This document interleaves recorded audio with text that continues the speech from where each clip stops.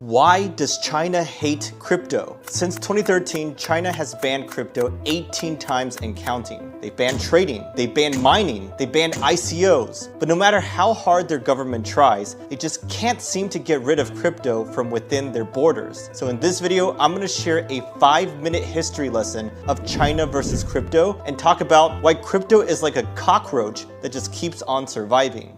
China has had a long and complicated relationship with cryptocurrencies. While they were once a major player in this space, they have since tried their best to clamp down on this technology. This began as early as 2005 with the launch of QQ Coin by Tencent, one of China's largest internet and tech companies. It was originally meant to be used in their games and online services, but it wasn't long before users started to buy and sell the coins themselves. This worried the Chinese government, who saw these coins as a threat to their tightly regulated financial system. So the government stepped in and forced Tencent to pull back QQ Coin significantly. But despite this ban, the Chinese people had an early taste of digital currencies and they were hooked. In 2009, Chinese citizens were obsessed with mining virtual gold in video games like World of Warcraft. They would mine a ton and then turn around to sell that for real money. As you can imagine, the Chinese government was not pleased, so they stepped in to ban that too. So it was actually surprising that their government did not flat out reject Bitcoin when it was first introduced. In fact, they embraced it. China was one of the first major countries whose people adopted crypto. China BTC, one of the earliest crypto exchanges, launched in 2011. And by 2013, cryptocurrencies were recognized as an accepted form of payment by Baidu, China's version of Google. People seemed to enjoy the anonymity that came with Bitcoin and crypto. And China's cheap electricity made mining economically viable, so full-scale mining operations started popping up around the country. However, despite these early successes, it wasn't long before China started to change its mind. The government grew increasingly concerned that cryptocurrencies could bypass certain regulations and weaken their centralized control over their economy. So in 2013, the Chinese government clamped down on the use of Bitcoin for the very first time. On December 5th of that year, authorities from the People's Bank of China and the Ministry of Industry and Information issued a joint statement prohibiting banks from handling Bitcoin transactions and engaging with Bitcoin-related businesses in general.